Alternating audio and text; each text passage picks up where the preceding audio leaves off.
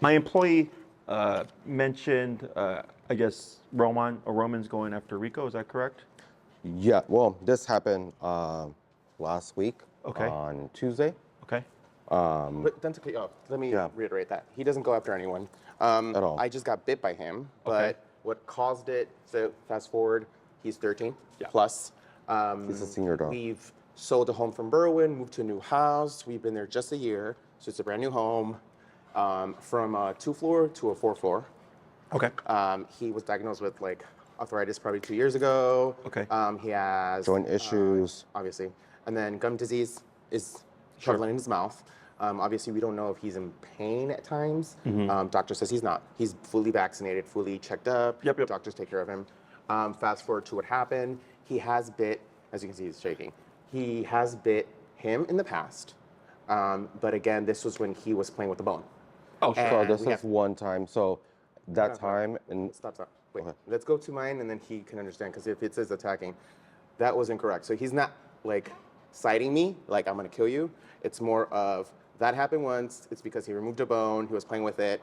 We have another dog, it's not his bone, so he was like, give me the bone. He grabbed the legs, he snapped at him, right? Like, what are you doing? This is my bone. Other dog went for that bone. Yeah, He comes. that was, it was like, he likes to take the other person's bone while he finishes his bone. Oh, I see. Sure. That's the thing. So it's nothing to do with like his aggression in regards to I'm gonna kill this person in a sense. When I say kill this person is like his aggression, right?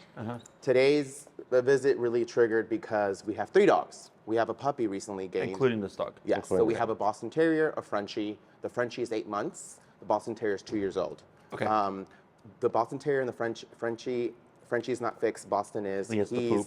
I'm sorry. He has the poop. Yeah. We're gonna No take worries. him. Can I take him out? If you go down this way or across the street, there's some patches of grass. It's the top. Turn to the right. There you go. We can. Do you want me to wait or? No, you're good. Yep. So I mean, this is a fresh bite, Can you and see? Or okay, if you have to take off, you're fine. But a puncture essentially. yeah, it was a puncture right here. Okay. So what happened was he hasn't really bit anyone at all. He growls all the time. He's just a growler since we've been together 10 years. Okay. That dog obviously, but 3 years before, he's always growled. Always for everything. He's just a growler, and he's like a Pomeranian in a big body. He barks for everything. So what happened on Tuesday, that's when he bit me. We have a Frenchie, he's 8 months. We have another dog that's fixed, he's fixed. For some reason, the Boston Terrier that's fixed, just like him, has been having the tendency of humping. It just came about, and he likes to hump our Frenchie. So we have 3 dogs. He works for Petco. We have a lot of crates and stuff like that, so why buy more? Yeah. So there is a crate that we have on our master bedroom that used to be his when we were in Berwyn, when we had only 2 dogs. Okay. In that crate, my spouse here, Hugo, decided to put a bed that was his Okay. in that crate previously. I see. And then I did tell him, hey, we should not be doing that because that's Roman's bed. I can tell that, he doesn't like to sleep in the bed, but like he's furry. Yeah. Like he gets like half body in bed, half body on the floor to like control his like heat. Temperature, yeah. So I'm not sure what happened, but what happened was that day, I saw my other Boston Terrier humping my Frenchie, trying to separate them. I grabbed the Frenchie, And the top to the left. There you go. Perfect. and it was more of like what we have been doing, say, hey, Frenchie here, Boston, go to the cage, let the heat roll out, because he gets this excitement of God knows why. And Roman ran. Before I even could get to the cage, he ran to the cage. Yeah. And he does it all the time to play like that. But this time he didn't have a toy. He just ran to the cage. And I was like, Roman, what are you doing? Come on here, come out here. And he didn't growl. But when I went Roman, that's when he just bit me. He didn't give me a warning. It was more of like, bite. I should have known better because we live with him, right? I think this is my fault being so, what's it called? Not scared of him because I've been 10 years with this guy. And he's always growled. Right, and he's seen me, he growls to my face and licks me. So it's just, he's this tendency of just him showing expression through growling. That's how he does. Well, this time he bit me and he wouldn't let go, so I had to pull him out of the cage. He was still here. Oh, wow. So I hit him on the floor, he let go. Yeah. That's how he let go. Sure. Literally. And that's it. And he's gonna fill you in and everything else, but really the problem has been that we have a new addition, which is 8 months. And And I'm sorry, when did you get that dog? 8 months ago. Okay. He's 8 months. Okay. And he'll be a year in May, if I'm counting wrong. It should be 8 months, yeah, 8 months. And yeah, so we do know that he's in, if you look at his paw, we went to the vet His right already. paw. We always go to the vet. He licks his paw, and we give him Anxiety. Valium to calm down his anxiety. It didn't really work. And we don't like to give, interesting. yeah, the vet told us to give him half of a half dose of a Valium. They gave us it, prescription. It didn't work. I don't like giving, I don't even like taking drugs that are opiate like that, so I don't give it to him. But we have calming, we give him like calming pills. Thank you. And then again, he's a really good dog. But this incident's kind of the climax of, like I told him, we need to learn because he's obviously trying to tell us something. And I feel like he can step in now, but like I don't know how to see the signs, obviously, because I've seen him, I've grown up with him for 10 years. And for me, it's like, he's not gonna bite, and I'm still not scared of him, but now I'm worried that, well, if he bit me like this, and he's bit him before for like a toy or a treat, he's obviously already a biter. And we have a lot of family that are little, they have dogs, and we let our other dog from his family, and you go, like she's a what? Again, the Aspen is what? What type of dog is she? Aspen? She's a golden retriever. Okay. So she's a pup still too. Okay. She's already a couple years. She's a pup mentally, you know what I mean? Yeah. Like, and that's my nerve. My nerve is because we have a lot of family have dogs and come to our house, the scared is that he would bite a dog and then it becomes a brawl and then. Yeah, that things escalate. I gotcha. And then you had an incident as well.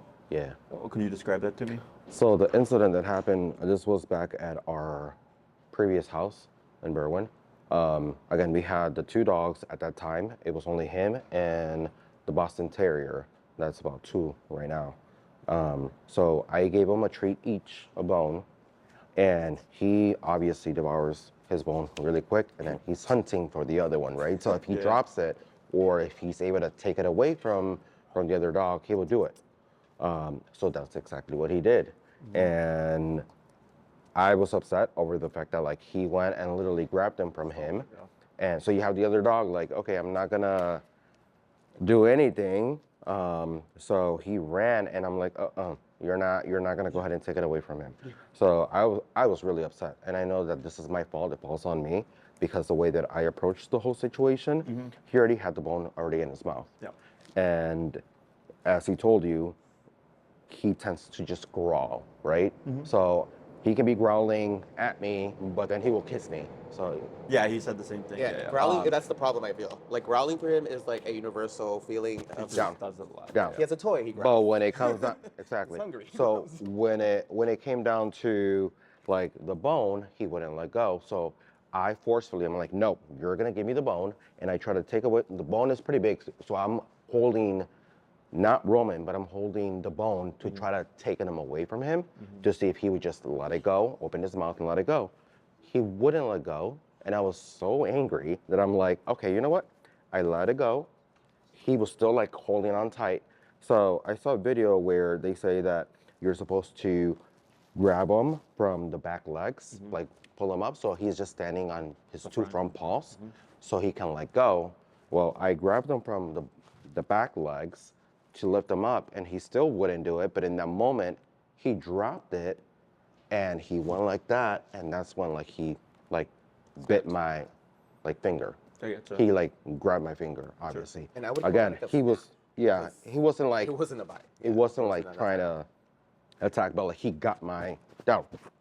Sounds like he was trying to correct you for lifting his hind leg. Exactly. Yeah. So I know I did it off of aggression and him seeing all the signs, like he was being already like, it's either me or him, right? Like, He likes his so butt. I know for a fact that like, Touching his butt. that's where that bite came from. Yeah. But it wasn't like he was coming towards me to bite me, No, I get or you. Yeah, it's friends and contextual. family come in and he's going after them to bite them. He's very vocal, as in barking, when guests arrive or family arrives. After he sees everyone, and then he's able to kind of simmer down and calm down. But if he's not like around them and you're trying to just keep him in a cage, you just hear him loud, like barking. The other dogs are fine. So if you try to isolate him, he's just Right. He's not gonna stop until. What I tried was also using a muzzle. with him. Thank you. Like a muzzle, bless you. Using a muzzle when people are about to arrive. So I already put the muzzle on him, and he's like calm. You just hear him whine a little bit, but the people that are walking in, that's the only time that I've seen any difference on, he's wearing the muzzle, people are coming in, he might be whining a little bit, but he's not loud at all. He's not wild. And the moment that I take the muzzle off, he's fine. He's not like barking immediately. Runs to sniff. I see. Almost kind of like, oh, I'm under.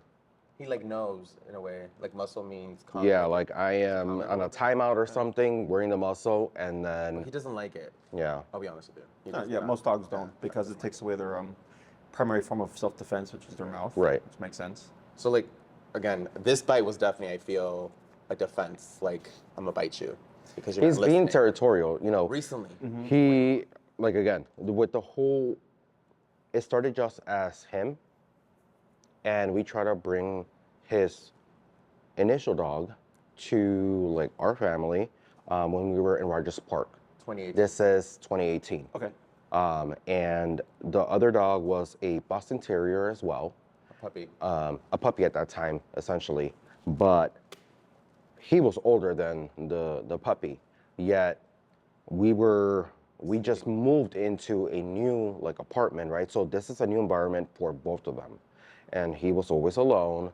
So there was issues already with both of them, like not kind of getting along. I know the other dog went after him and he got away from it, but he was like ready to bite, like Roman. Again, Roman is very like loud, so we were just trying to separate them. It got to a point where we were sleeping and the dog, the Boston Terrier, he was on like towards the end of the bed, towards like the feet. The other dog was like in the middle.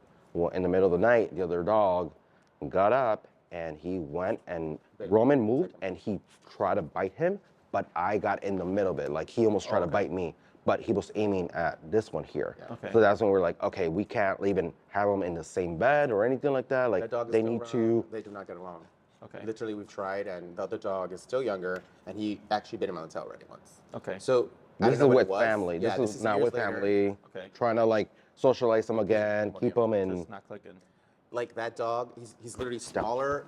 He just, it's, you know, when people say something's wrong with this person, like my dog at that time, he just not like this dog at all. It happens. Like it isn't like he can't even see him. Se pone histérico. Like he doesn't- Aggressive, and really that dog's like. not aggressive, but for him, can't put that dog near him. And it's funny because we bought this dog with other dogs. Now he's fine.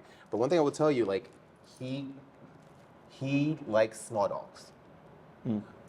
But when it comes to German Shepherds, Golden Retrievers, we go to dog parks, and we hold him obviously. Any dog gets near him, they don't even touch him. He cries like he just was bit. But like breakdown panic. But it comes to smaller dogs, and I'm guessing, you know, like, oh, he can feel more safer, I'm assuming. But like he gets along with small dogs. Sure. He sniffs them, he plays with them, but anything literally above his height or furrier than him, you could tell that he just It's afraid. comfortable. down. Okay. Yeah. It happens. Anything else? Yeah, I mean that's pretty much the long story short. That, you know, it started with him. We tried to socialize him with another dog, his previous dog. That didn't work out. We decided that, you know, he was gonna stay with the family, with his parents. And then a couple years later, when we moved into, because when did Louis came and take a picture of Berwin, right? When we moved into the new house from renting, we bought It was our like first home. 2017, 18, pandemic. 2020, we bought a house. 2020 we bought a house, and then that's when we brought in the new Boston Terrier as a puppy, and It was fine. Yeah, it was with them together. I don't think there was any issues. It's more of when he started growing up as a puppy, right? He's very active. He doesn't know how to play. He doesn't know how to socialize with other dogs as well, like playing wise. He gets very like agitated. Even trying to take him to dog parks, he gets very agitated. So seeing this other like puppy run around and like being whatnot, he will play around, but then afterwards, like, nope, I'm not playing with toys. He wants to play with toys. He wants to play with him. He doesn't allow him. Like he just very like goes off on him, after a while, he's just kind of like tired over it. So he will bark or like start growling at him to kind of calm his like space, right? Yeah. Like his But territory. now it's more worse though. Now growling is Now his way with of like, just doing everything. yeah, He doesn't now let them after get close, he the other dog is, you know, involved, he's a little bit older, and we moved into a new house, new home. There's 3 dogs now, so it's the one that didn't want to play with him. Now he's learning to play with the little one. So the 2 little ones are getting along, right? But him just seeing them, he can be here and they can be playing around over there. He's here, but he's like whining, crying almost. Okay. And like seeing them play. And then when they start getting a little, they start with like kisses and whatnot. And then when they start going after their cheek, like a little rough, a little bit more rough, that's when he goes up there and he starts barking at them. Kind of like stop it, you know, almost like a security guard. Yeah. And then for us, that's what let us know, hey, like they're playing a little too rough. All 3 of them. So they get along. They're not bad dogs, and honestly, It's just these moments. yeah, he's not a bad dog, and that's why I told him like I don't like that he bit. But This antisocial behavior, antisocial-ish, ever since you got him? This dog? Yes. I would say yeah. Okay. I think only the only way that he is okay with any other dogs if he meets them when they're babies, like puppies. Yeah. So for example, my brother's Aspen, the golden retriever, she's older now. She's like bigger than him now, right? Like size-wise, but she's younger than him and age-wise. But he met her when she was still a puppy. So it was no like, there's no fear, there's no like comparison of like, you're gonna attack me or anything like that. But he saw, like we met them up and they will come often. they grew up together, so So now he it's would like see her around, Wait, so there's no threat He there. doesn't get scared of her, and that's one thing I was gonna ask. And you. now It's I'm like- strange because other dogs that are bigger, Yeah. totally breaks down. Like, Yeah. and it doesn't. He doesn't touch him, and we kind of laugh because like Roman, he hasn't even sniffed you, bro. Yeah. But yeah, he's nice to her. Yeah, he's really nice. And being a They play. girl, but also like, you know, there's also the fact that we ended up getting him neutered as well with the other dog. A couple months ago, I would say at the end of last year. No, way more than that. Like it's gonna be almost 2 years that he's been neutered. Neutered. Okay. So he was unneutered for 11 years. Yes. Okay. He's 12. 13. On He's 12, 13. I would say at the end of 11, going into 12. Okay. We neutered him. I gotcha. He went through the doctor. They did medical exams and everything. Yeah. He's the most healthiest old man you know, except his teeth. Right. Well, and also the His teeth, I mean, The- also also you said he the- has gum disease, but Yeah. from what I can see here, I feel like his teeth look good. Yeah, that's what they told us. And I'll be honest too. He's got a bump here. It's like a fatty. fat deposit, Yeah. yeah. So like we always take our dogs to the vet, and like the only thing that they mention is that he has a murmur on him, Yeah. heart murmur that is very small. Hey, down. No. I know. A heart murmur that we are kind of monitoring. I know, So you have those making sure that he doesn't have like any wheezing or like out of breath, that if it gets worse. But they did mention that he has a condition of small heart Okay. murmur. Sure. So a lot of good information. Your situation is not uncommon. Okay. I would look at it as like all the wrong Sit. things at the right time. You Sit know. down. So actually, Sit. I think it was yesterday. Thank you. One of the dog Sit. trainers that I follow on No. Instagram coincidentally shared a post saying like the kennel is the highest bite rate like scenario. Oh wow. Okay. There you go. Because when a dog goes in the kennel, they feel empowered because there's only one entrance, right? There's only one way in, so it works to their advantage. Depending on why he ran in there, if he ran in there as a form of security or escape or what have you, and he's like, I'm trying to get away from something, then I'm like, you're gonna get bit. Like I would see that ahead of time as a dog trainer, and I go, I'm gonna either go get something to get you out, or I'm not gonna get you out until I know you're gonna come on your own, you're And that's calm the or bite, what by the have way. you. You asked. This is day one. This is the actual bite. I gotcha. Yeah. So it looked like, but he didn't release because you had to So he bit here and he bit here. He just wouldn't let go. So he Yeah, just pulled and slammed. Yeah. Because he wouldn't let go. And then the Gotcha. problem was the other dogs. The other dogs got like defensive. Yeah, so everybody escalated. Yeah. I So like gotcha. you said, perfect storm. Perfect storm. It happens. It's unfortunate. Yours was obviously a resource. Well, it wasn't even resource guarding. I think he was simply correcting you because he's like, why are you holding my back legs? You know, and it just happened to actually make contact with you because since it's harder for them. He looks like to be a more limber guy, so he could probably do like a U-turn, you know, but a lot of dogs can't. Yeah, he was able to. Oh yeah. Yeah. He's pretty flexible So- for an old man. But like, I don't consider that aggression. Like, it's a bite for sure, but I look at it as it was probably a correction. You know, Agreed. yours again, also not aggression really. It could either be territorial. It could be if he was in a fight or flight state and he was hiding, trying to escape something, and then you go in like, hey, get out of there. He's like, I'm not getting out, and then that happened. You know, I think there was also the context of the bed or something you had said that had been placed in there. Yeah, Am I so remembering when that I correctly? remember the bed I told you I took it Yeah, out. yeah. So like, we like to recycle a lot of things. Obviously, we have a lot of dogs. The bed is something I told him we shouldn't do because I've seen him be very, like, this is my stuff. Yeah, possessive. Yeah, and it's only been like that with the new baby added because it's like the Boston and the Frenchie have now tag teamed.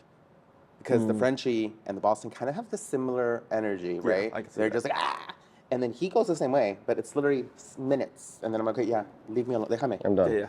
And like you said, it's random though, because he doesn't always go for the bed. And who's going to know that he still likes that bed? And I told him, yeah, he runs sometimes, like his safe zone. And I think that's what happened, which you just Especially said. because They were humping, and he, like he told you, he just starts crying when my Boston gets crazy. He's like the Gestapo. He's like, hey, these people are going crazy. Yeah. Like, watch out. And I did see, but like as I got up, he ran to the gate, to the crate. I'm sorry. Not maybe thinking that the other dogs were going to start bothering him because they do. That's no lie. And yeah, that's how it happened. Like literally. Now this is the crate that we used to, because it's a pretty, You know, it's a large crate. It's a large crate that It was he used his. to use. Yeah. Now like it's the one that we keep the other one, the small one, the little Frenchie in. We keep it open, but it's random when he goes in and out from it. So I don't know if that's again like him thinking this is my territory, this is my my crate, my safe place. Yeah. It could be. Unfortunately, there's no way the only person who can tell us is Dog. him. Yep. But obviously, again, it's not going to happen. But just judging from what you guys have told me, like that's how I read the situations. So when people come with me with aggressive, like I get clients who are like, oh, my dog's human aggressive, right? And I'm like, tell me what happened. They're like, well, I got this dog 2 months ago, and then it was eating, and I put my hand in its bowl because I should be able to. You'd be surprised. It's a very common thought Oh my process. God, no. And they're like, I got bit. And I'm like, well, one, the dog's not human aggressive. I was like, that was resource guarding, right? The dog's protecting its food. I was like, but then also, like, when I'm eating, I don't want some person just sticking their hand in my food. So I'm like, just let the dog be or whatever. But there's a mindset of people that they go like, but I should be able to do what I want because it's my dog. I'm like, it doesn't work that way. Like, this is a living, breathing creature. They have things they like and they don't like it, X, Y, Z, right? So my job is to help them, help educate so they understand. Because some people think it's one thing and they go, nope, it's actually this. And they go, oh, that makes me feel better. Because I thought I had this problem. They go, no, it's just, either all the wrong things at the right time or the dog's scared and then that's why they're acting aggressively because that's their defense mechanism, stuff like that. So that's what all that sounds like to me, okay? Dogs, as they get older, also become just more ornery. So I have a 15-year-old Chihuahua and a 15-year-old Pitty. My Pitty is probably one of the, at least with her family, one of the most easiest dogs, right? But as she's gotten older, she's become a little bit more stubborn, And it's not because she's trying to be disobedient or just because she's trying to be, like a bitch or something. It's she's getting older, So she's like, I'm 15, man. Like, I don't really want to have to move off the couch. Yeah. You know what I mean? Or play. And she'll get like a little persnickety, but I'll get her off and then it's done. My Chihuahua, however, is a little bit more outspoken. He's become more growly with me. He's taken to my wife. So now if she has him and I approach her, he'll start growling at me, which he had never done before. And this is all stuff that he's just getting older, that I can't do the things that I did with him like when he was younger. Okay. Right. So I never take that stuff personally. So for him, like with that Boston Terrier Frenchie energy, they're kind of erratic. Yeah. Like it makes sense that he's kind of whining and stuff. He's like, hey guys, like chill it out. Yeah. It's like putting a bunch of rambunctious kids in like a senior home. Yeah. Like there might be young energy where we like it, but then there's a certain tipping point where it's like, okay, this is becoming obnoxious. So that's how I feel like that situation is turning out for him. Does that make sense? Right. So it's not really, I mean, technically we could, but I look at this as like what he's 13 years old, right? Like if he was a 4-year-old dog, I go, absolutely. Like this is stuff that we can correct and address, and he has to learn to I coexist. got you what you're saying. Yes. Yeah, cuando uno está viejito, it's really hard to correct. Yes. Their- Because it's going to cause a lot of stress. Okay. Yeah. And Max was going to tell you, we don't want more stress because you can see his paw. Like he's stressed. He's stressed. Stress eating his paw. Yeah. Licking his There's pros and cons. So when we do training, to a degree we put the dog under stress, okay? Because a lot of times the dog's issue is how to handle stress. So when we expose them to stress and we work them through it and we teach them healthier ways of handling the stress, when the things that would typically stress them, they become easier because they're like, well, I've had worse than that. Does that make sense? So like this facility, I own this facility. I've had brick and mortar for about 5 years or so. I didn't start here. Okay, 15 years ago, I started traveling to you, meeting you in your home, one client at a time. Okay, but over the course of 15 years, my business grew to the point of now I have this 18,000 square foot facility, and then many employees. So my stress over the years has grown as my business has grown. Does that make sense? Yeah. But I can handle it because I grew with the business. If you gave me this 15 years ago, when I was 23, 24, I would have not had the capacity to handle it. Does that make sense? So for dogs, we tend to shelter them from stress a lot of times, especially if they're like acting negatively and all that stuff, being aggressive, reactive and all that. And I understand why, but it doesn't help the dog, right? What helps them is actually putting them through stress, working them through stress, and then teaching them how to handle it. So then when the thing that happens in life, like, oh, there's a dog, I don't like that dog, they're going to understand how to handle that situation better because we've worked them through it before. Does that make sense? Yeah. Right. So here, it's because of his age that putting him under stress, it would be harder for him because he's gone so long without The tools the tools. to assess, yeah. I'm assuming you researched how we train. We use e-collars and prong collars, right? We look at these things as bad things. You're a prime example. Dogs bite. They nip and bite each other as a form of play, as a form of correction, as a form of affection. Like some dogs will even nibble on you and stuff like that, right? They're very mouth-based creatures. So like the prong collar, which is that spiky-looking one, you've probably seen that before. That's meant to mimic a dog bite. That's why it looks that way, okay? Or a remote collar. People usually think it's electrocution. It's not. It's a muscle stimulator. So it's kind of like, you ever seen those commercials where like the machine works your abs while you watch TV or something, right? It's a muscle stimulator, okay? So that thing is electrical, but it's some kind of current that just stimulates the muscles, but it's not electricity running through your body like electrocution shock. Does that make sense? So e-collar is that technology. It's just a muscle stimulator. But it activates whenever the muscle activates. When you press the button. Oh, okay. Exactly. Oh, okay. You would press the button, it would stimulate the muscle, and it would look similar to this, okay? You have you ever seen when they recreate labor contraction pains in men? Yeah. Have you ever seen that? No? I've seen it. I've had an I appendix saw a video. removed. Yeah. That's So okay. the guys are yelling, right? Yeah. Because contractions are meant to be painful, they're right? They're very strong muscle contractions. It's the same technology, but the intensity is greater because they're trying to mimic a labor contraction pain. Does that make sense? So the tools that we use have 127 variations, but because he's so old, when we expose him to these tools, he's going to be even more stressed out because he's gone 13 years of never Got it. experiencing it before, right? I've worked dogs as old as him before.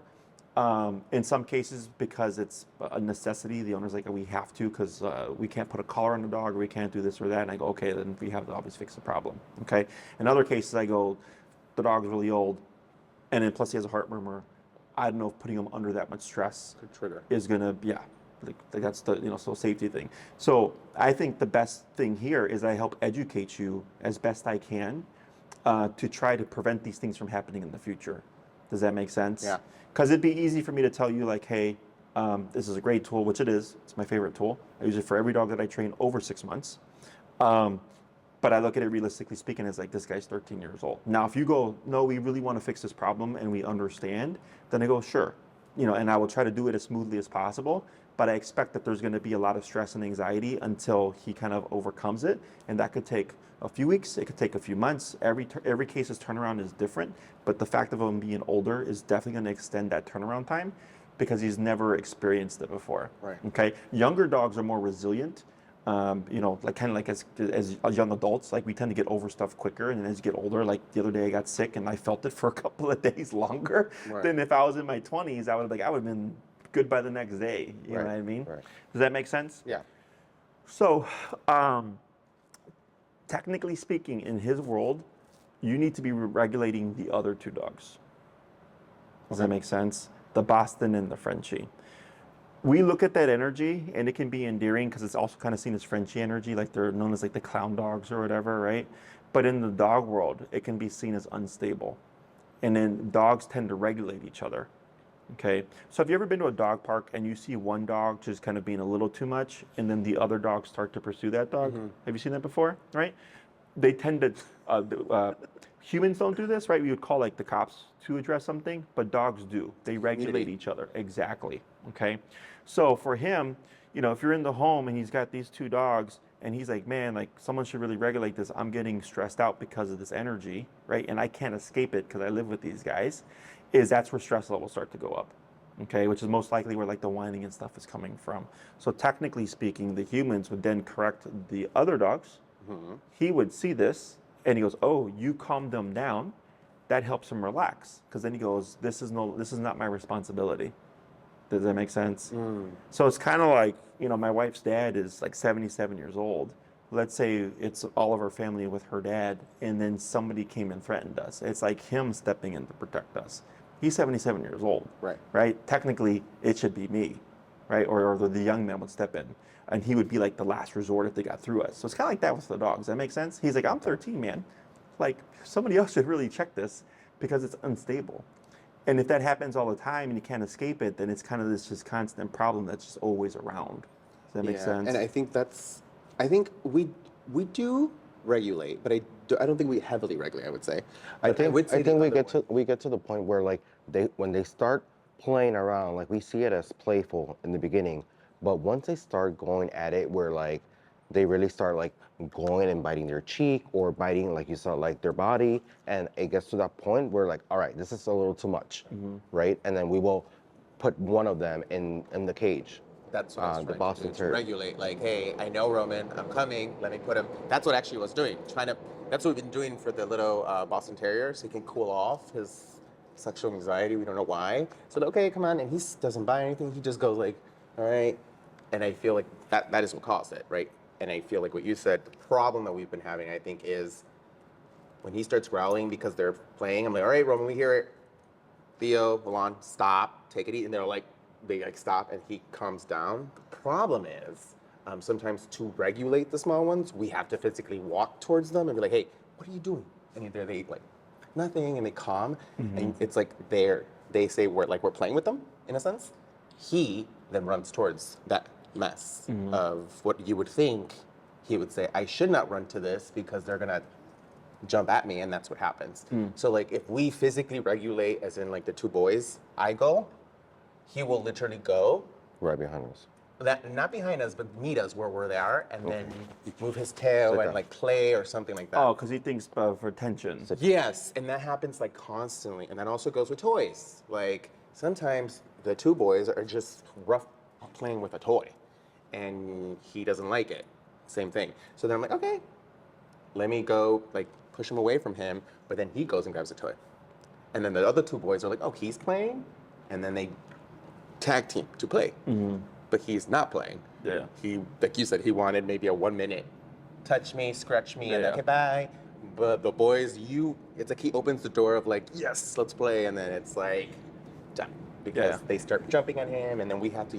So tell the other ones. for regulation, the way we regulate versus dogs is very different, right? So like you said, you come in like, hey, like calm it down, or like put him in the kennel or whatever. Dogs don't do that. What would a dog do, you think? Bark. I'm assuming barking. Bark or what else? Or try to bite. Bite. Correctional bite. Stop playing. And the next thing I was gonna tell you, he snaps at those dogs. Like he checks out his teeth. They come out like he comes out like a wolf. Like in those pictures when they're about to attack something. And that's what you just answered. I was gonna tell you. The other aftermath of it is once we're there and they're calming, the boys start playing with him, and split second, he starts snapping at them. He's not bit them, but that's what I'm worried about because this happened. I know I didn't think it was aggression either. I was like, I said it was my fault. I'm a dumbass that didn't think, right? Nope. But I'm worried of the other dogs now because I'm like, I don't want them to get bit or he start biting anyone if. Right, but that's what I'm saying. Like, you have to address them before he has to address them. Because if he has to address them, potentially he may puncture, Right. But it's still not aggression. If he bites to the point of puncture with the puppies or the dogs, or the Boston and the Frenchie, he's doing it because he's going, I've tried the air snapping and the warning bites. We call them inhibition bites. Dogs are very good about calculating like if they want to bite or not. And you're not listening to it, so I'm going to just give you a real one now. Does that make sense? Yeah. Like when they're saying all bark, no bite, right? At some point, he's like, I'm going to have to bite you in order for you to take me serious. So like, for example, we have a neighbor here. You know all the canines that are like on the CTA? You ever seen them walking around? They all go here. This My neighbor has a contract with the city. Is that Canine Academy or something like that? Action Canine, I think. Actually, okay. So we share like a backspace, and a couple of guys kept parking in our parking spots, okay? And we kept telling them like, hey, you can't do this, can't do this, can't do this. So finally I was like, you know what? I'll fucking tow you. I finally told somebody, right? And then I went back there and somebody came up and was like, hey man, you told them? I'm like, yeah, I fucking told you guys like 50 times, stop parking in my parking spots. And our tow place is like in Melrose Park, so they had to like, and it was like 3 o'clock in the morning. Oh, that's a trip. So I was like, I don't care. Like, you're getting towed, right? And guess what happened? They stopped parking. They stopped parking. Because at some point I had to stop, because I was being the nice guy. Hey, stop parking here, stop parking here. Hey, you'll get towed. But then finally when somebody gets towed, oh, now we're taking you seriously. Does that make sense? Right. It's the same thing here. So regulation would be, if I correct the Boston or the Frenchie or whatever, is they're going to calm down and they're going to stay calm. They're not going to go back to start playing again or whatever unless I give them permission to start playing again. Okay, but if it's constant, we can play when we want, and he gets to the point where he's like, okay, if you guys don't know how to regulate, then I'll have to regulate for you. That's where we're getting tension. Gotcha. Does that make sense? Yeah. So in my book, I go, he's not really the one that needs training, it's the other two. Yeah. Oh, the Okay. baby one, definitely. So here it's slow today because of President's Day. People just kept their dogs home. We can have 50 dogs here, and that's our play area behind that wall there. Okay? You wouldn't even know it because it's so calm and quiet. They're playing, but they play calmly. Okay? Because there's rules here. Because we have rules allows us to have 50 dogs in peace and harmony, right? You go to other places, you can hear the barking from 2 blocks away, right? So that's what I mean by regulation and correction. It's not addressing them and putting them in timeout or whatever, because dogs aren't self-reflective. It would actually have to be, you'd have to bite the puppy and the Frenchie on behalf of him. Does that make sense? You guys ever watch Cesar Milan, the dog whisperer? I've seen a couple of videos. You ever heard of him? I've heard of him. He was really big back in like, I think the early 2000s. He had the show The Dog Whisperer on National Geographic. Yeah. He Really was good on show. a TV show, right? He had a TV show, I think? So Dog Whisperer, I think now it's Caesar 911. He's had a few shows. But essentially what he does is what I do. You know, is learning how to have dogs in harmony through, he does exercise, discipline, affection. But he does what he calls his dog bite, but he uses his hand like this, right? So by doing the correction, it feels kind of like teeth. So like if I saw the dogs playing and I came in and I poked them, right? You'd probably hear a bark. And the pup might run or scurry away, and it might kind of sit in the kennel or something, right? And it's just sitting there like, what was that for? And then I ignore them. And then later on, it'll come out and it'll come lick me and stuff, and I'll give it some affection, right? And then maybe it goes to play again, and I correct it again, and it runs off. So now they're going, hey, every time I try to instigate play, or every time play comes to a certain degree, you step in and you bite me, right? So then later, let's say it tries to play again, but it keeps it at a healthy, appropriate level, I do nothing. So the puppy goes, oh, if I don't go to the, you know, the cheek pulling or the barking or the jumping and the erraticness, I won't get corrected. So I'm allowed to play to a 3 or a 4, right? And then maybe that's an energy that he's like, okay, I can take a 3 to a 4, but it's anything above that is where I start to have issues. So then he starts to be more like this, knowing that those dogs are now regulated. Does that make sense? Yep. So, because you have a pack essentially. Yeah. And you know, he has his kind of senior rules, and then they have their young puppy rules, right? But the human decides the rules overall. Okay. So then it's another thing if the puppies or dog or they're calmer, and he's still being a jerk. that's now a separate thing, right? Because it's like, okay, buddy, like we're regulating these guys. They're doing good about behaving now. Now you're just being a jerk. So Okay. can I add to that then? Yeah. So like, the Boston is trained. He is uneducated right now because this little Frenchie that we've not taken him to training yet. But he knows. Like when I go in there, I mean I don't bite him, but I'm like, Milan, what did I say? And he runs to his what like my voice goes, and he tells me sometimes you shouldn't raise your voice. But my voice is like, Milan, what did I say? And goes into the cage. And he was all like he knows. He's like, I'm like, don't go out of the cage, you're gonna start biting Theo. And Theo's the one that he's like a hurricane. Goes into the cage, just like you said. Continues to instigate. Oh, he just throws himself on the floor. So the other one can just come in and play. That's how it is. But the one thing I was gonna tell you is when they do play nicely, let's just say there is moments where like the Boston and the Frenchie are playing with their toys calmly. He still doesn't like it. They're not doing anything. Like bone. They're sitting down with their plastic bone because the baby's teething, and our Boston likes to mimic the teething, I'm assuming, because they're both teething. He doesn't like that. He starts growling, not growling, Or you just hear that. or it's a toy and it's squeaking. He doesn't like it. So there's been times where they're just playing calmly, or when the Frenchie was literally maybe 3 months, or when we first got it, he wasn't doing anything. He was really like to our side. And he was playing with his toy. He still didn't like it. He would cry from the corner when he likes it when it's like you said, calm. Like no one's doing anything. Yeah. If they walk, it's okay. But it's like if you're enjoying your life. If you grab a toy, and it Yeah. could be a toy that's not even a squeaky toy, right? It could be like a rope or something, and it's just the dog alone Is with there a the. way to structure where it's like, because you said you have a 4-floor home now? Yeah, the rooftop, 3 floors technically. 3 floors? speaking, Gotcha. Like where it's like, okay, we're gonna give the puppies time to like be puppies and play with their toys and stuff, and then bring him up. Does that make sense? Actually, we've not done it forcefully, but I've told him that Roman hasn't been coming down. That's another thing I was going to tell you. So Okay. the main floor has massive toys. And then the second floor, we have like bedtime toys, we call them. So they can just take it to their bed, like just to chew, like mostly the bones. And the little one brings his toys left and right everywhere. But I've been telling him that he doesn't like to come down anymore. I thought it was arthritis because, you know, I work That's the first remote. thing I thought when you said that. Same. I work arthritis. I work at home. My office is on the first floor.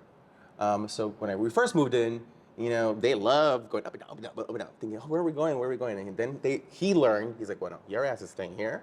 I'm gonna stay in the middle floor, and he would stay like right at the second floor entrance, just like so you can hear, see, and everything. Fast forward, I was employed.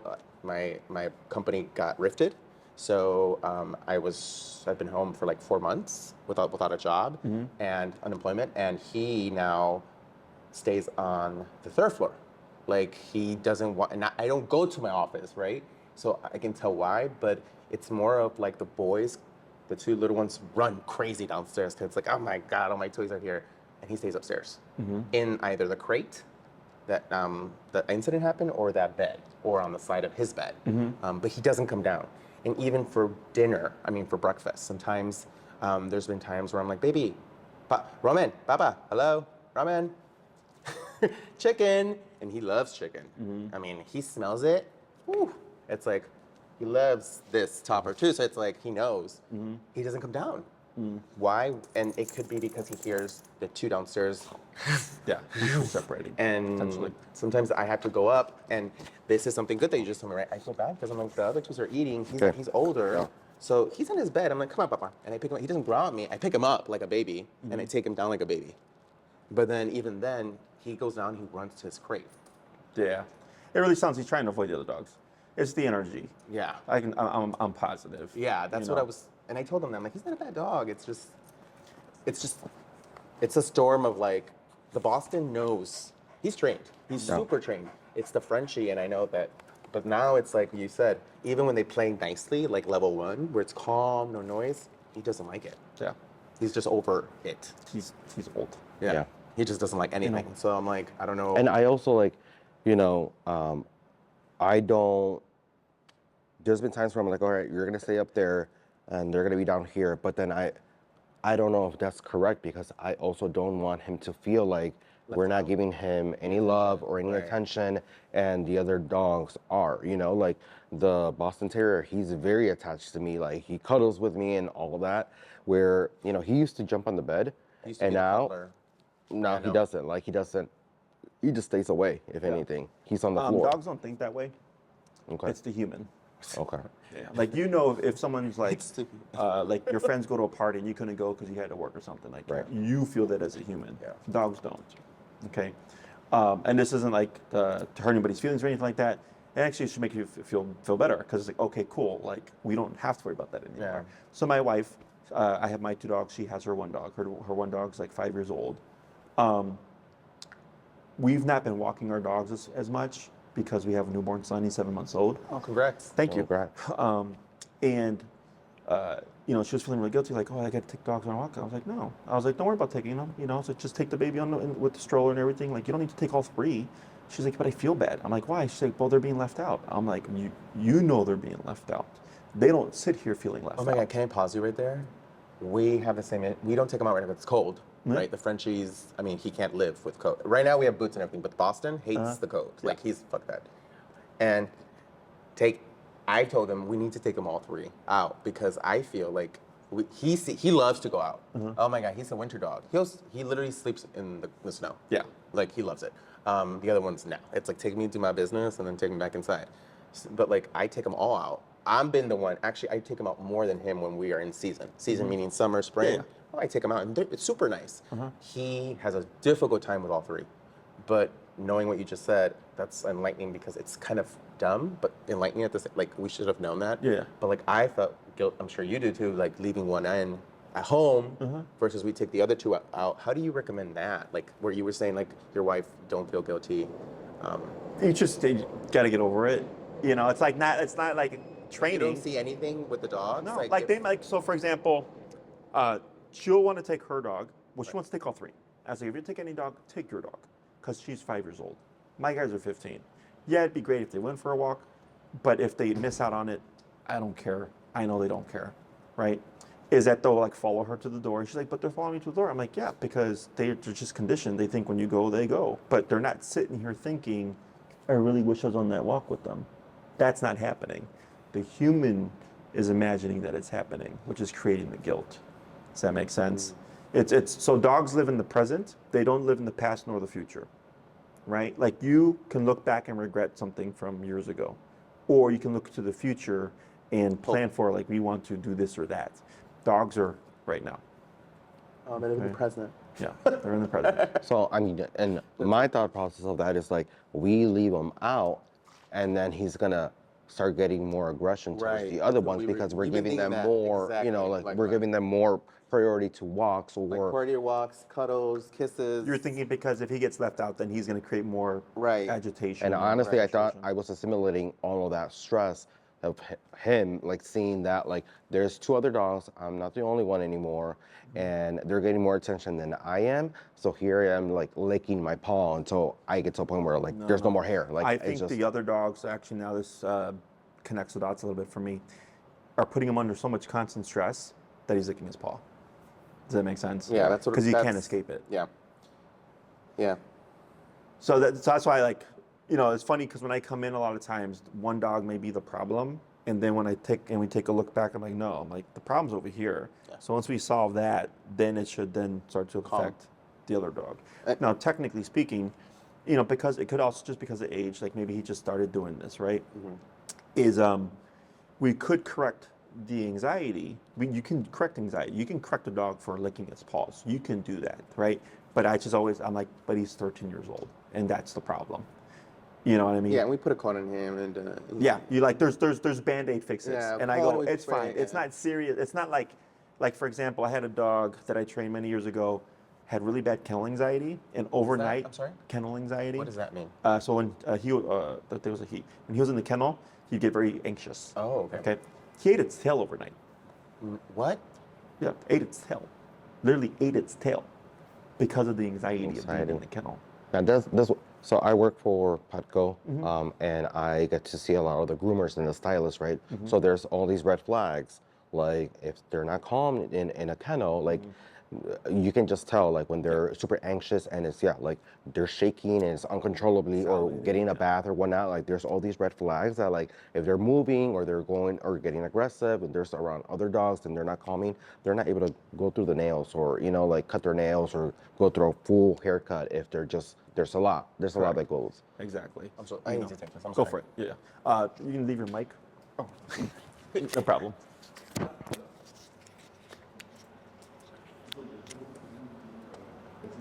Does that make sense? Yeah. You know? So I think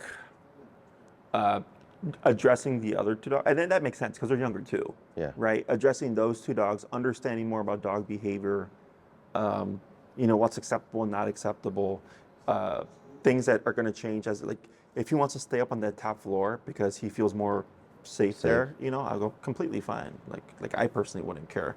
And then if it's like, okay, well, sometimes you're going to spend time upstairs and sometimes you're going to spend time downstairs or what have you, like to share time, that's perfectly fine. But then if you go upstairs, I would then want to keep the other dogs downstairs, right, as a boundary.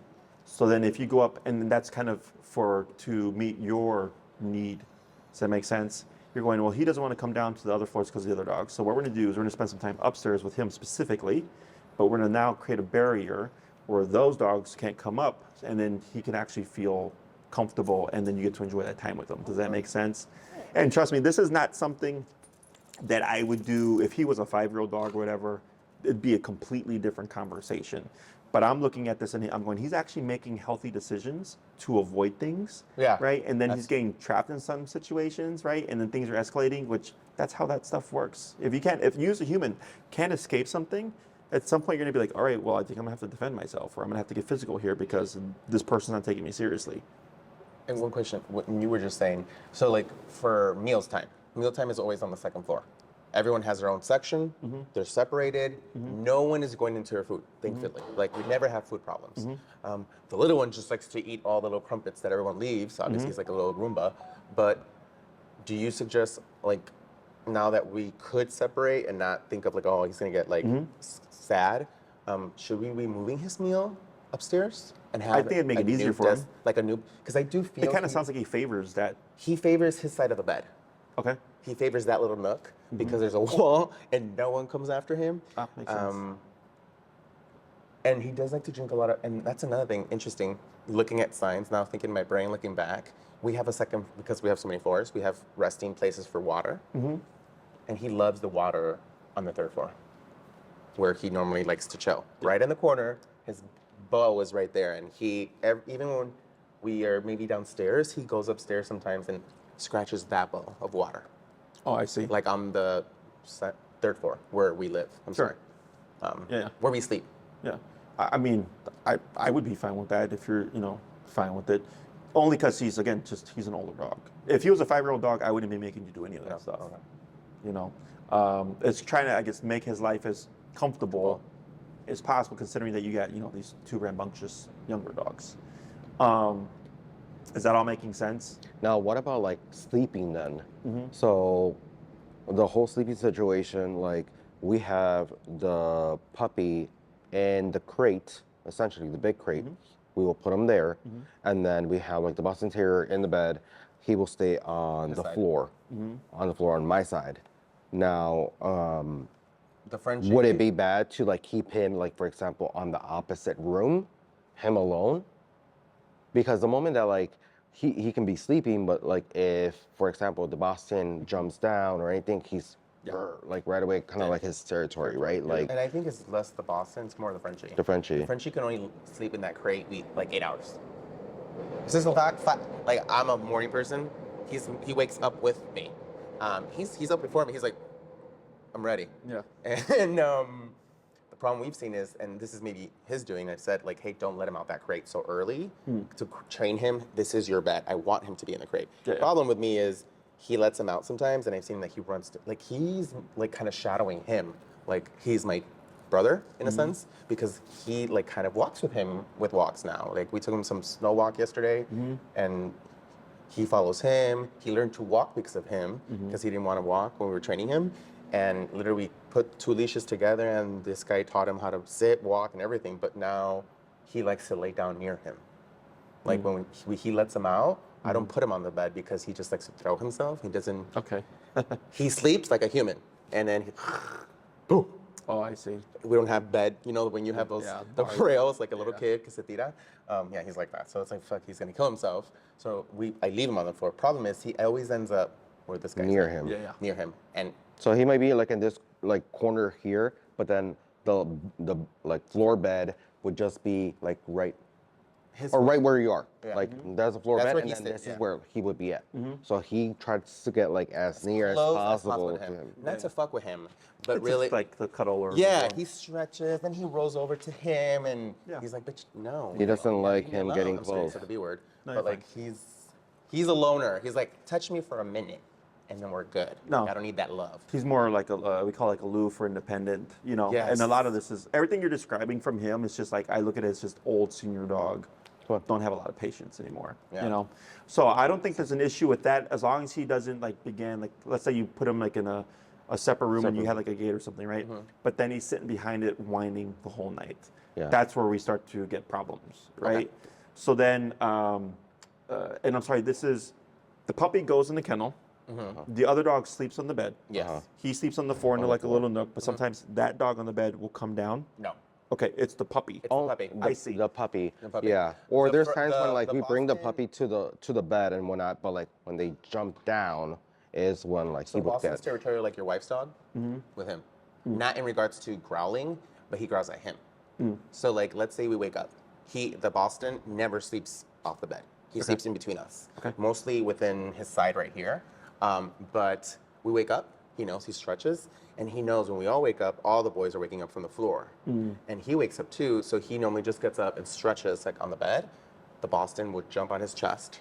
Kind of like protecting Like me. security Oh, guard. setting Like, why? Well, no, stay down there. And if he just tries to like If he go gets up the taller- bed just to see like, hey, how's everyone? He would like try to like, no, you're not coming up here. Almost very, very territorial. Like He doesn't bite him, but it's more of like he blocks his view. Yeah. Like this is my area. Yep. Stay in your floor. Yep. He wouldn't, and he would only jump to the floor when if he needs to gets go. up.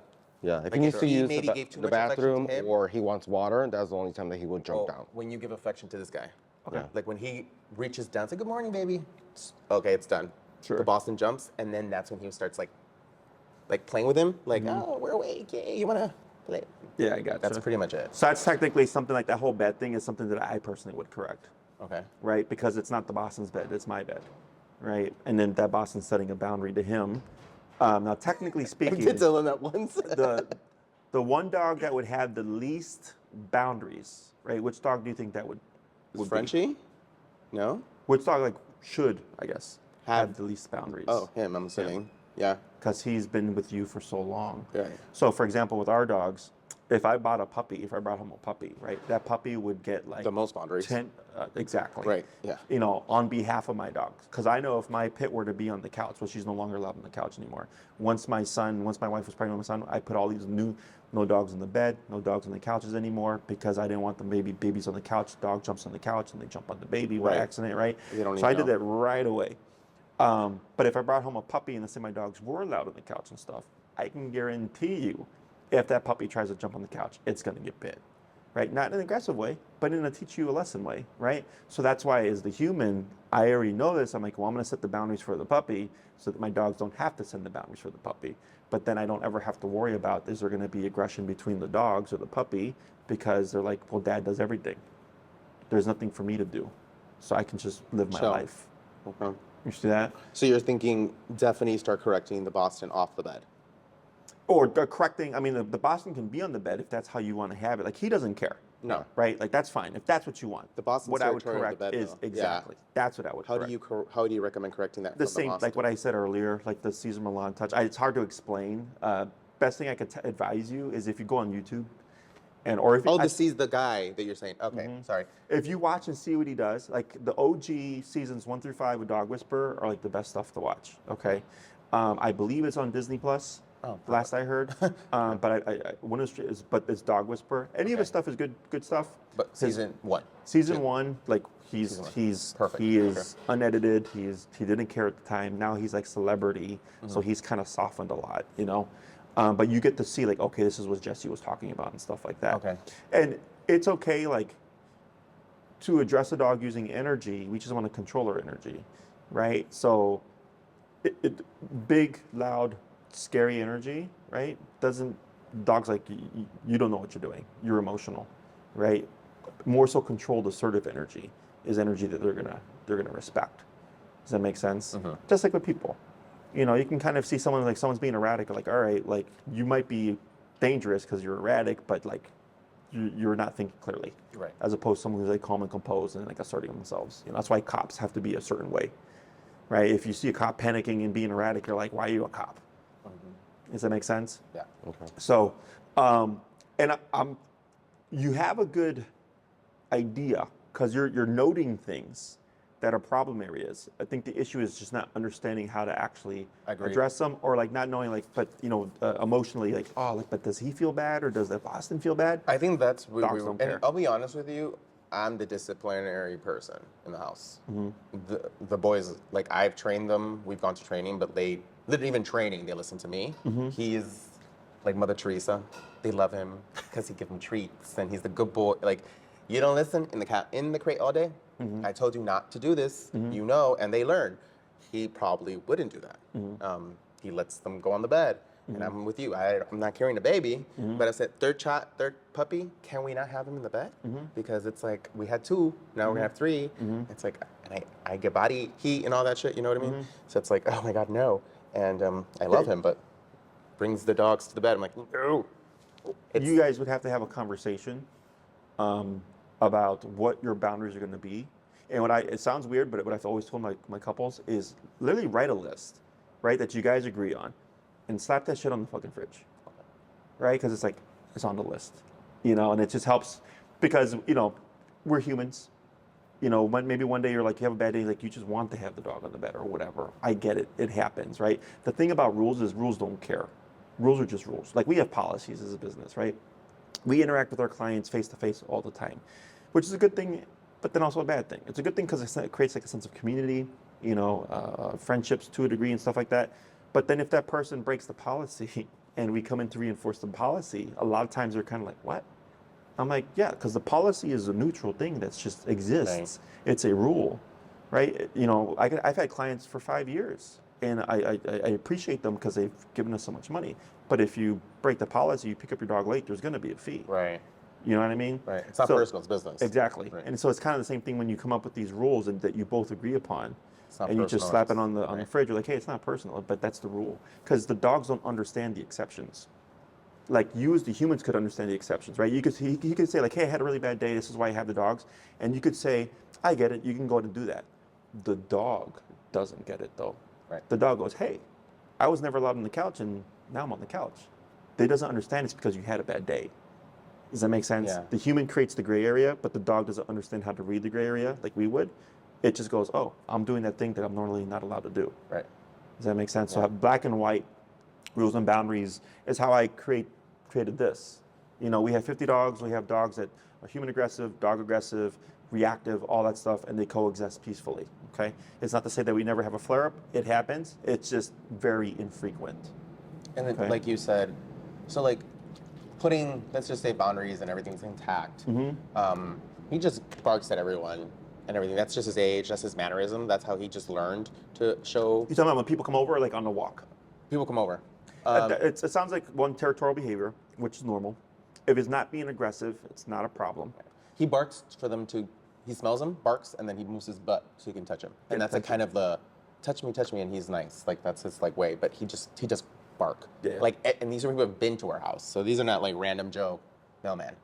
I understand the mailman attack it. I understand he's a stranger, right? Not attack it, but you know what I mean. Yeah. But like our best friends for 10 years, my mom, his mom. They will still come in. He and- knows the smell, and he's still like, oh my God, it's like, and it's like, and his mom is scared of dogs. I see. And he just gets really loud. Like, I'm talking about, it's like an alarm. Someone's robbing our shit. It's in our family. Have you ever used a pet corrector? What is that? No. It's like that thing behind you. Do they have those at Petco?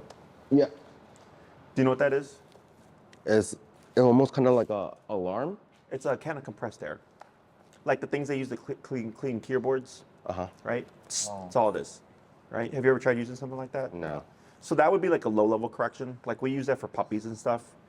So like if a puppy's 3 months, like we're not going to use prong or remote collar. We wait till they're 6 months and then we do big boy stuff. But we'll use things like that because a puppy should still need to be corrected. Because a dog corrects puppies. Like dogs correct puppies all the time, right? It's the human that thinks we can't correct puppies because they're puppies, right? But puppies aren't babies. Like my son, he's 7 months. If he pulled my wife's hair, I couldn't spank him. Like he's not going to tie that together, right? We don't understand that till like we're older.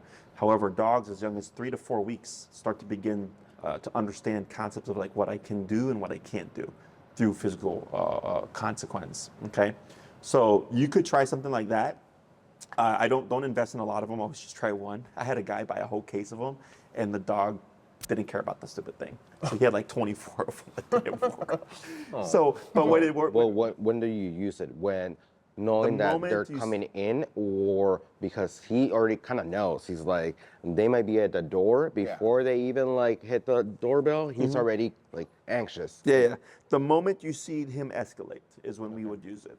Okay. And then there would probably, so like let's say he knows they're coming. He works his way up. You use the correctional thing, right? Let's say it helps calm him down a bit, but then they knock. You're probably going to see a re-trigger because now there's a new stimuli, right? And then we would use it again to bring them back down. Now it's not going to bring them down to a full calmness. It's not going to be 100%. It may not even work at all because this is like low-level stuff. Right. But I'm doing, as an option to correct an older dog, this is technically something you could try, okay? To see if that helps mitigate a lot of that energy.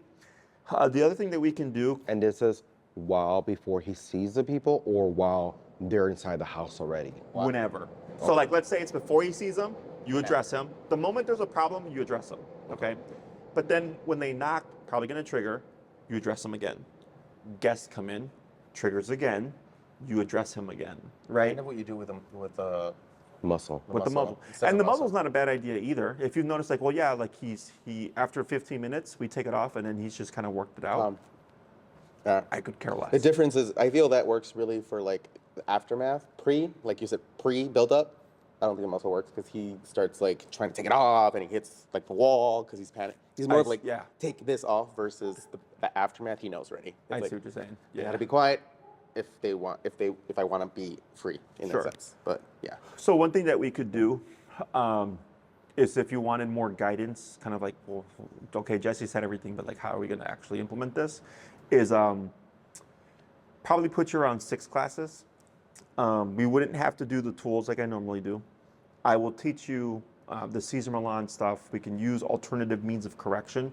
I just can't guarantee there'd be as much success with as if I had my tools, right? Yep. I can get it done because I've been doing this for 15 years. I don't have a problem with it. I don't have a problem correcting them either using Cesar Milan methodology. My only concern would be is if I correct him, he could correct me for correcting him. Because if I correct him with my hands, right, now that's personal. He knows it's me, and because he's gone 13 years, I'm not going to be surprised. He's like, hey, who are you to tell me what to do in my own home? I'm going to correct you for that. That's just natural dog behavior. Does that make sense? But I could also help show you how to regulate the other 2 guys a bit more using that methodology. And then any kind of trouble areas with him, just trying to figure out a nice little middle ground that doesn't rely on putting him under a whole ton of stress.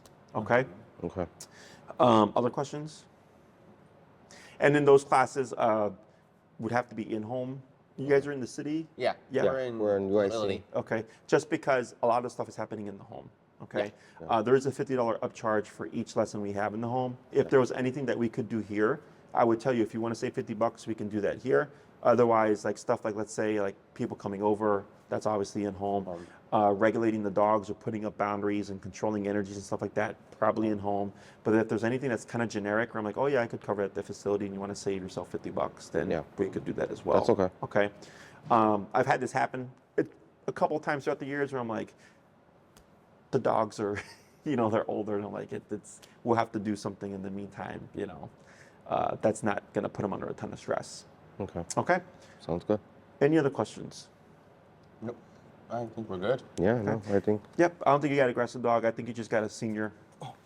And, he's just getting more ornery. And the older he gets, probably going to get even more ornery. Just a heads up on that. So these training classes would be more focused around like just the behaviors of all, like obviously like being able to control the other two. So he's learning how to like be in the same household under stress, all of that, like finding all of that, right? Yeah, To so walk him through. let's say, technically speaking, let's say you guys do a really good job about regulating the puppies, okay? And their energies calm down. You might find him start to come down more Okay. because he's going, That's what oh, I'm wow, hoping they're for. controlled. Yeah. So like I had a client, they had a boxer and then they had chihuahuas. They had like 3 chihuahuas and a boxer, okay? And the boxer was a really big bully. So when the boxer was around, the chihuahuas would hide under the couch and the chairs and stuff because the boxer would harass them, okay? Or they would be completely upstairs. Once we corrected the boxer, the chihuahua started to come out and like behave normally because they understood that the bully was no longer around. Does that make sense? Kind of like with humans, right? If you see something that looks dangerous, you're like, I'm not going to go there. But the moment that's been resolved, you can go. And you know, we trained the Milan, the little one, and he actually did get better because in the beginning, he was territorial with Milan because he used to still slip on the bed. And this is also like 4 years ago, probably before like arthritis really took up his leg. Obviously, jumping off the bed on the bed, he's like, fuck that anymore. But we trained him, and it did help. Now thinking back, like his aggression towards don't get close to him, because there was a moment where the baby Boston Terrier, before we even had the Frenchie, he didn't like that baby puppy. He agreed with him, but he didn't like him getting too close to him. Sure. And he used to sleep on his feet back in the day. So like we trained the puppy to like not be so meloso and stuff like that, and listen, come, and he listens. Milan come, like, you know, unleashed. He doesn't run. He's very good. But right now he's like a teenager, like a rebel, because we have a Frenchie that's endorsing that behavior. I'm sure. Sure. So like we've seen that before too, like you said, like kind of implementing, like you said, hopefully the change, because this is like day and night a little bit. Like and I think, like you said, it does come the unchecked craziness. I mean, it's chaos. something with people. Like if you're at a restaurant, you guys trying to have a good, nice dinner, and there's like a couple that's just like rambunctious or like too loud, you know, and it's a nice, quiet, dim-lighted restaurant, and trying to have a nice little dinner, and they're just like talking fucking loud, and like, hey, can you guys tell them something? Like, or everybody's gonna look at them like, hey, do you know where you're at? You know? Yeah. You know, like yesterday, it was my birthday. Happy My wife, belated thank birthday. you, wanted to go to a restaurant with our son, and he's teething, you know, and I was like, I don't want to take him out, and then he's gonna be uncomfortable. And then we have to wait for the medicine to kick in, and then we have these other people that are having to deal with our son teething, and then if we have to go home, now he's in the car crying for 20 minutes while we're trying to go home. It's like, I'd rather just have dinner at home. You know what I mean? So, because I don't want to put other people, their dinner, their you know, whatever, because I want to take my son out, you know? When he's old enough, he'll come out and he'll join us, and it'll be great and everything like that. But for right now, he's teething. Like, why am I going to do that to other people? You know? Yeah. So, but I think 6 classes, if you decided, like, you know what, we want a little bit more guidance on what he was talking about that we could do, a chunk will probably be in home, just a heads up, and then Tina could help with all that stuff. Otherwise, and the other thing too, as a reminder, the arthritis thing too can also just add on to the honorariness, you know, or like having less patience and all that stuff. Just discomfort. You know, like all these things do stack. Okay, awesome. So so the option is like that class, and then obviously if we do the classes, add on to do it at home. Okay. And then this would be, I didn't reach out, so how do we make a decision? He said it's a consultation, right? This is a consultation, correct? Okay, perfect. So then I would reach out to her and I'll tell them, hey, I think their dog's really old, blah, blah, blah, so they may not come back. I usually tell her what's going on. Yeah, But because when I talked to her, she mentioned that like just based off of the consultation, you would kind of see what it would, you know, how many sessions we would need essentially. And so I'm calling 6. Yeah. Okay. So we do 3, 6, 9. You could do 3 if you'd like. It's just it's cheaper per class the more classes you do. And when you're learning Cesar Milan methodology, it's not training like dog training. It's people training. I'm showing you how to use your energy, how to, you know, correct dogs, ideally using your hands. So technically, like if I correct the dog, it's like me biting the dog. So the dog's going to respect me. The dog's not going to respect the tool. Right. Okay, that's one thing that we do see, admittedly with like e-collar and prong collar or any training tool, is because it's a third party. right? So when that third party isn't available, the dog's like, hey, I can get away with it, right? It's opportunistic behavior. It's perfectly normal. Humans do it. This is like if you see a cop car, you drive better. It's just, that's how it is, right? Behave. Exactly. But if I can correct the dog myself with my own hands or whatever, the dog's like, okay, you know how to bite me, so I'm going to respect your presence and behave accordingly when you're around. Does that make sense? That makes sense. And that takes time. Just plus other things that may come up, you know, as we've talked during the consult, like you're like, oh yeah, about this, and oh yeah, there's this thing too, and oh, there's this situation, right? Like things are going to crop up. So I feel like with 6 classes, it gives us plenty of time to learn the skills, apply the skills. We might even add a little gap just to make sure things are stabilizing, you know, and then so maybe at class 4, you're feeling really good. And then a month later, you call me in for class 5, like, hey, Jesse, we've made all this progress, but this is where we have a hiccup and that's where we're struggling, you know, and then I go, okay, let's cover that.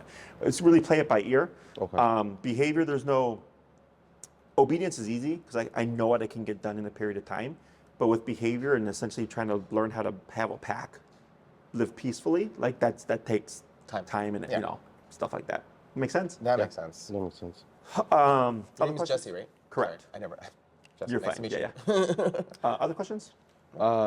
So if I'm totally okay with the 6 classes, especially I think it would be more ideal if we start at home. So that additional $50 charge is completely fine. But Okay. you know, I would want to leave at least 1 or 2, just if there's anything that you can see during those initial first classes that like there's something that we can do here as well. Oh yeah, for sure. so maybe even one. You don't pay them but- up front. You pay them as you book them.